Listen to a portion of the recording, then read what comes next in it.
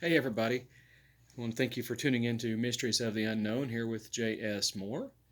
How many of you know who this is? If I was to put this on, how many of you know who that is? Is it still me? Or is it this creature from the George Lucas universe? And, it's a mask. So what if I opened its mouth?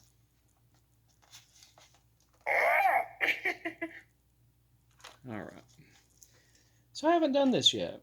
A big part of my childhood was toys, and I remember going, I think I might have been 3, maybe. I was born January 14th, 1974, but I remember seeing the first Star Wars in a theater. Of course, Yoda wasn't in the first Star Wars. He was in Empire Strikes Back and pretty much going forward after that and going backward, which is very fascinating.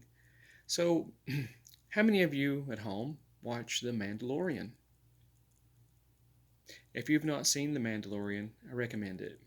I also recommend, if you like The Mandalorian and you like Japanese films, watching um,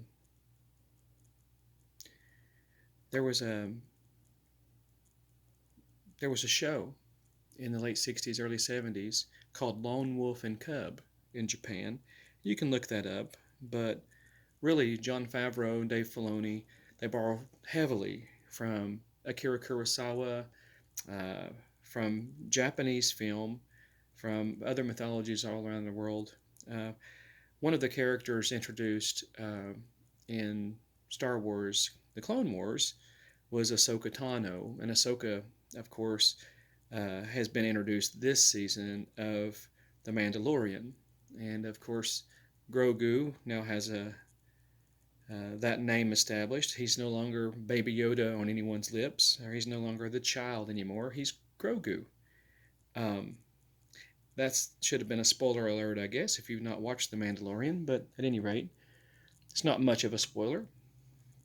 So, I wanted to talk about the last episode of The Mandalorian, when Mayfield is sitting across from. Spoiler alert, by the way. Yeah, exactly. Yes. Tell it like it is, you must. Okay. So, anyway, he's sitting across from the commanding officer, and they're having this discussion. You can have this discussion about casualties of war. You can apply that to any generation, whether it be a long time ago in a galaxy far, far away, or right here at home in the last wars that we've seen and the wars that we're still fighting today. So the Empire's view, or the Nazi regime's view, or whoever's view is the loss of life is worth it. Those people are heroes, and you know, power and order is much better than freedom. Well, if you've ever read The Road to Serfdom by F.A. Hayek, this gave you warning signs. If you're not familiar with that book, I believe it won a Pulitzer, I want to say, economics, if I'm not mistaken, 1942.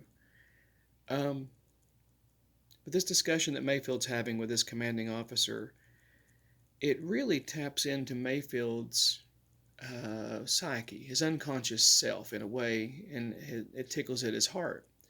And when the officer says this, it's almost like Mayfield has PTSD.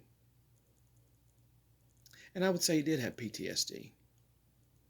So, what he did, he took that emotion that was balled up inside of him from this former officer that was really his commanding officer years earlier. And Bill Burr did a great job, and he's a great casting choice.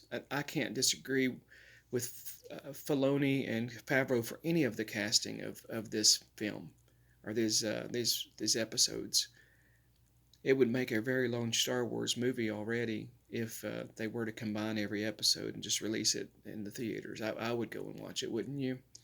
But at any rate, um, and I like Bill Burr. He hosted SNL a few weeks back too, and he got some pushback by the things he said about COVID and things like that. But when you speak the truth, and the truth to power, yeah, of course it's going to offend people, especially people that side with that of power and order and not freedom. So I applaud you, Bill Burr, and I applaud the character that you're playing on The Mandalorian as well, and the conscious choice that you made in the episode. Uh, I won't spoil it anymore there, but if we factor these things in, the footholds that the United States has all over the world now, whether we realize it or not, we claim to be a democracy. We are an imperialist nation. We have a presence in Germany, Afghanistan, Iraq, um, Japan, Germany, Guam, Philippines, and the list just goes on and on and on. If you do not know your history in that regard, it's very, very, very important that you get away from the spin. Make sure that your history teachers are real history teachers. Make sure that the news that you receive isn't coming from a left or a right wing outlet. It's coming from something objective. And if you will channel that, factor in your history and things like that, when you watch The Mandalorian or when you watch something else, even if it's fiction, if it's made up, I will tell you that 100% of the time, 100% of the time, even a Christopher Nolan movie, 100% of the time, it's based on reality. So Nolan's Inception, Nolan's new movie Tenet, Memento, these time travel type movies, you may say, oh, there's nothing like that out there. Yes, it's like that. When you time travel, we all time travel every day, whether we know it or not. And that's in our mind when we revisit the things we've learned, the people that we've known, and things like that. So when Mayfield's character on The Mandalorian is revisiting an event that happened that really changed him and changed his perspective, and it's pretty much the reason he left the Empire.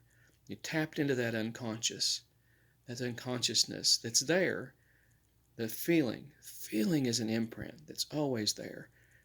If you want to drop a comment in below about any movie at all or any book at all, if I've seen it, if I've read it, I'll give you my take on it and how it parallels events in history and how it repeats itself. It only repeats itself when we let it. So know your history or you're doomed to repeat it. How would Yoda say that? History you must know. Repeat itself, it does. So let's factor that in. I want to thank you for tuning in today, and I hope I didn't spoil too much about The Mandalorian, but I do recommend the show. Again, the old Japanese samurai, the Lone Wolf and Cub series. There's graphic novels out there too if you're a comic book person. And yeah, let's discuss this. I think it's fascinating.